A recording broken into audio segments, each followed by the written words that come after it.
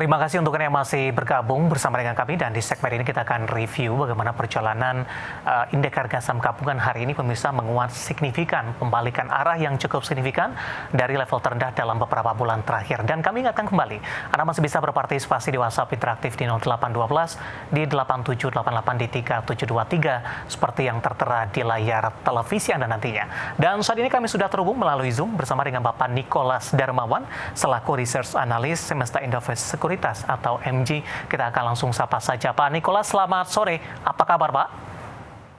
Selamat sore Mas David, kabar baik, terima kasih. Ya, terima kasih juga Pak Nicholas sudah meluangkan waktu di IDX Channel. Hari ini juga kabar baik datang dari indeks harga saham gabungan Pak Nicholas. Kita akan ulas dari sisi teknikal terlebih dahulu. Penutupan kemarin di 6.900-an, intraday-nya sempat menyentuh ke level terendah paling tidak dalam 7 bulan terakhir. Hari ini mengalami pembalikan arah yang cukup signifikan di atas 1%, bahkan hampir mendekati ke 2%, dan indeks harga saham gabungan mencoba kembali untuk mendekati ke level 7.100-an. Analisis Anda? Ya, kalau kita lihat rebound hari ini memang cukup unexpected ya, karena pemangkasan suku bunga yang dilakukan oleh BI sebesar 25 basis point. Jadi kalau kita lihat memang pelemahan IHSG ini dari tahun lalu masih berlanjut, karena dari year to date sendiri outflow asing itu masih mencatatkan kurang lebih sekitar 3 triliun untuk pasar reguler. Ini disebabkan oleh minimnya growth katalis yang ada di Indonesia dibandingkan dengan pasar regional yang lainnya. Lalu juga kita kirakan daya beli masyarakat ini masih cenderung lemah tertekan. Jadi kita lihat memang rebound di sore hari ini sebagian besar dipicu oleh pemangkasan suku bunga yang dilakukan oleh BI. Jadi mungkin kalau kita lihat sifatnya kemungkinan besar akan rebound jangka pendek saja. Baik, kemana arah indeks harga saham gabungan selanjutnya Pak? Di sisi lain nanti malam juga para investor masih menantikan rilis data inflasi Amerika Serikat, terutama untuk menentukan ini arah kebijakan The Fed di Januari ini, meskipun dari sisi probabilitas kemungkinan suku bunga The Fed masih akan tetap ditahan. Ya, kalau kita lihat dari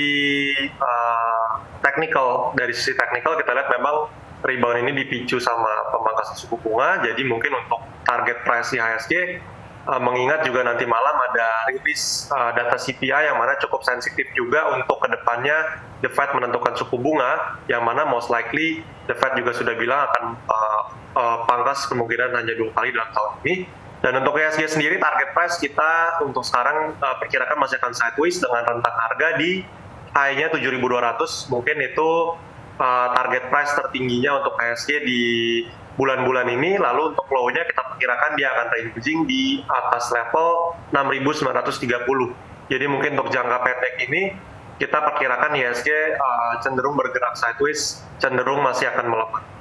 Baik, kembali kita ke keputusan suku bunga acuan Bank Indonesia yang hari ini mengadakan konversi pers untuk pertemuan Januari, Pak Nicholas.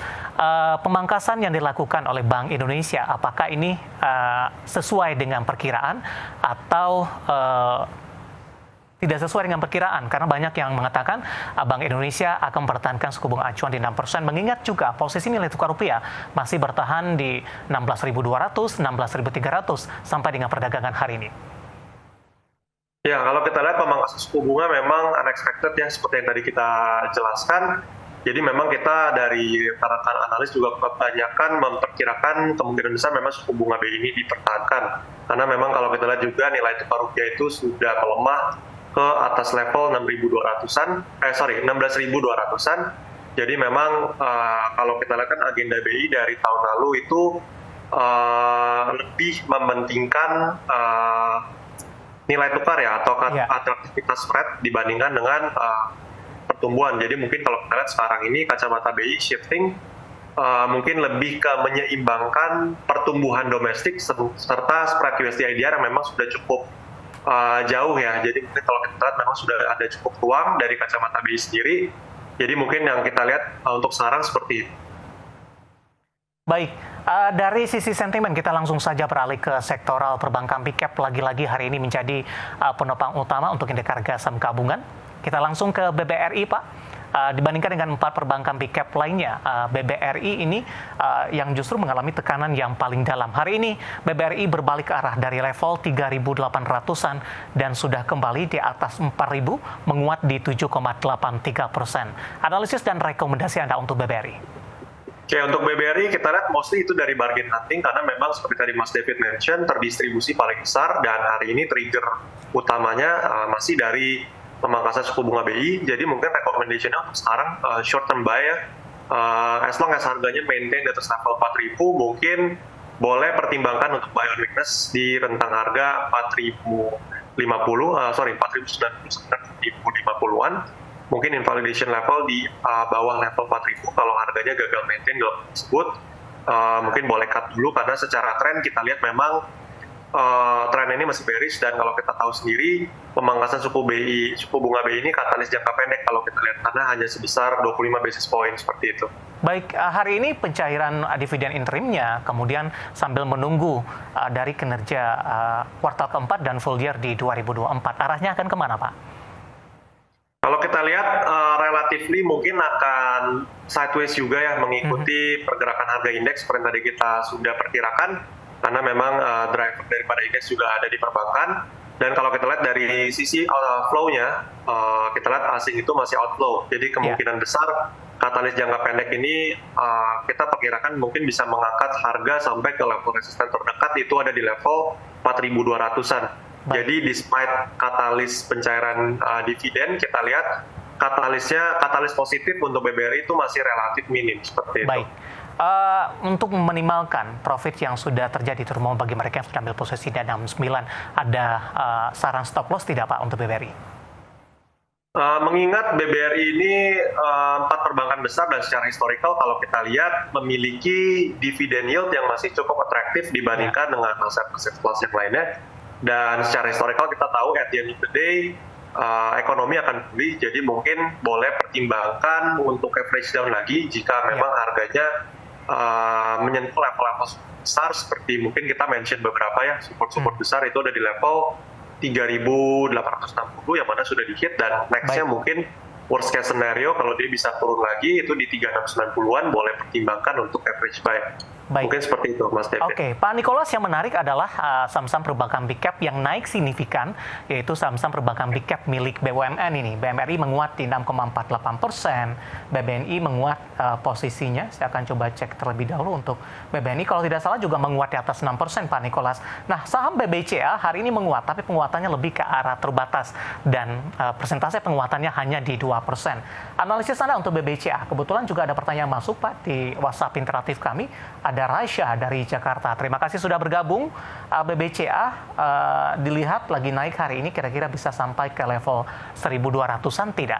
Analisis Anda untuk BBCA yang penguatannya terbatas hari ini ketika saham-saham perbankan big cap BUMN melaju cukup kencang.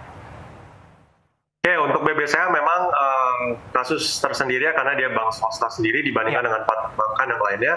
Lalu memang kenaikan kita lihat memang cukup terbatas. Menurut saya ini cukup fair ya, karena memang dari penurunannya tersendiri, dari kemarin tren penurunan BCA itu salah satu yang penurunannya paling terbatas juga. Maka dari itu kita lihat kenaikan itu relatively yang naiknya banyak itu yang terdistribusi paling besar, contohnya BBRI. Jadi memang kalau kita lihat BBCA mungkin untuk sekarang cukup terbatas, target price yang cukup konservatif, mungkin sekarang ada di level 10 ribuan dulu, mengingat itu angka psikologis dan secara tren menengah jangka pendeknya juga belum berubah dari tren bearish. Mungkin seperti itu. Ya, 9.800, artinya para investor mencoba ini untuk masuk kembali kepada saham-saham yang dinilai murah dan koreksinya sudah cukup dalam, Pak. Begitu dibandingkan dengan BBCA dan perbankan big cap BUMN, Pak Nicholas? Betul, jadi mungkin sifatnya lebih ke bargain hunting dan memang pelaku pasar lebih ke trading saja. Baik, di tengah penguatan indeks harga saham gabungan signifikan hari ini, Pak, saham kapitalisasi yang paling besar di Bursa Efek Indonesia ada Brand, hari ini tampaknya menjadi pemberat koreksi di 5,96% dan semakin jauh meninggalkan level 10 ribuan. Analisis dan rekomendasi Anda untuk Brand? Oke, untuk Brand kita lihat saham terkoreksi harganya, dan ini mengingat harganya juga sudah naik cukup signifikan dan cukup eksesif bisa dibilang. Lalu juga secara teknikal harga sudah berhasil menutup hampir menutup gap di level 10.725, yang mana high-nya itu kemarin ada di level 10.650. Jadi kurang lebih beda poin dari gap, dan kita lihat ini profit taking yang cukup wajar, namun secara tren masih belum berubah dari tren bullish-nya. Mungkin boleh pertimbangkan wait and see dulu sampai harganya berhasil rebound lagi, dan mungkin level-level yang boleh dipantau sekarang ada di level 9.000 sampai dengan level 8.660. Baik. Brand jadi pemberat pemirsa 5,96% di 9.075. Tadi support dan resistennya di 9.000 hingga ke 8.650. Dan lagi-lagi keputusan investasi tetap ada di tangan pemirsa ADX Channel. Pak Nicholas, kita jeda kembali terlebih dahulu. Nanti kita akan coba lihat saham-saham pilihan yang Anda rekomendasikan dan sekaligus update penutupan perdagangan di sesi kedua hari ini. Dan pemirsa, kami akan segera kembali sesaat lagi.